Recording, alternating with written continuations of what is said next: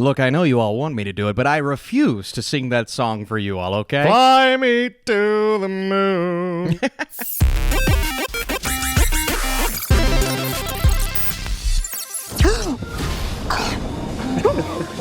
Oh my God. Alcohol and flames. They like each other.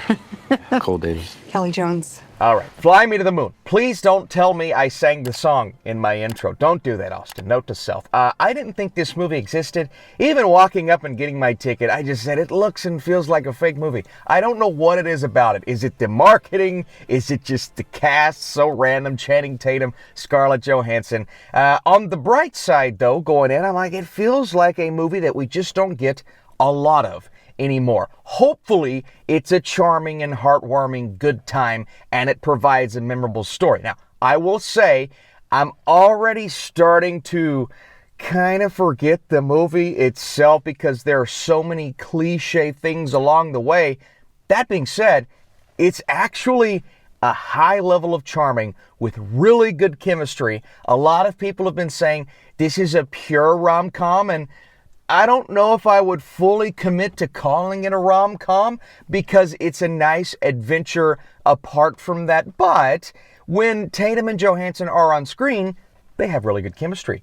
And I liked the performances. And I liked some of the supporting cast as well. And overall, this movie's a good time. Now, am I saying it's great? No, it doesn't have that unique element to it. Austin, what's the movie about? Scarlett Johansson, she is this prestige marketing agent, and they need her help to make the moon landing go smoothly, but also to provide them tips and tricks for maybe spreading this knowledge to the rest of the world, because this is something that people need to see. But what if we don't get the video footage from the landing, and what if we have to go about maneuvering around a fake moon landing just to let people in? And so there are so many things that they do in this movie that are obviously fictional that a lot of people are going to look at and say, oh, well, that's actually a really creative spin on how they provided this knowledge to the world. And we deal with the space race. We deal with the tragedy of the missions before that. And Channing Tatum's character, there's actually a really nice and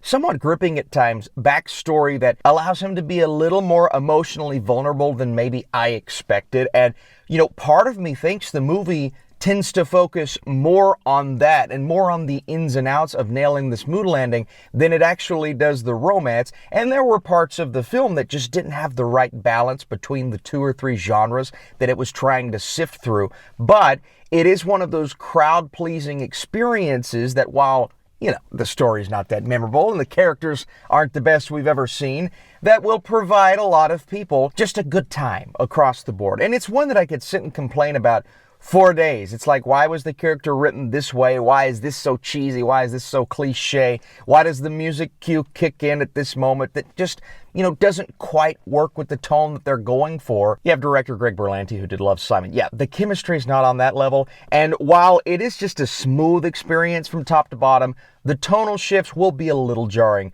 for a lot of people. And so it doesn't quite know the type of movie that it wants to be at points.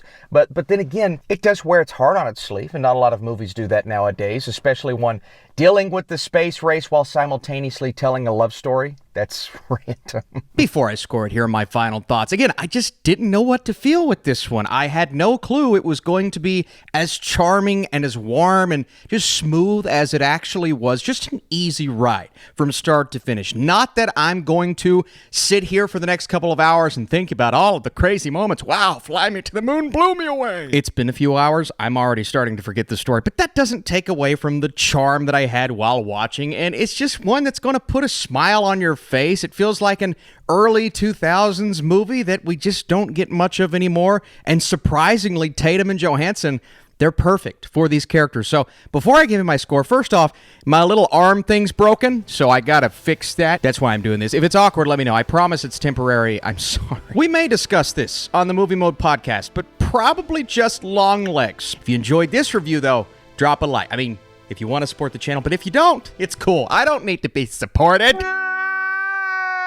Fly Me to the Moon is perfectly okay and surprisingly pleasant. There is something about this smooth storytelling and these two charming leads that makes for a breezy watch. Tatum and Johansson have solid chemistry, and the film, while forgettable, wears its heart on its sleeve from start to finish. It may not go down as the most memorable experience from 2024, but it works much better than anticipated. I did not imagine myself saying this. I was ready to walk out of this theater going, oh my God, what a forgettable fake movie. It doesn't even exist. It still feels fake just looking at that picture. But you know what? It's kind of charming. And if your parents, your grandparents don't know what to do this weekend, they don't want to go get terrified by long legs, tell them to go see this one. I think in that way, strangely, it's a recommendation from me. You've got to take the movie for what it is, man. You can't go too harsh on a film like this, which is a rom-com? Not really. Sort of. There's a romance. All right. Thanks for watching Long Legs at some point.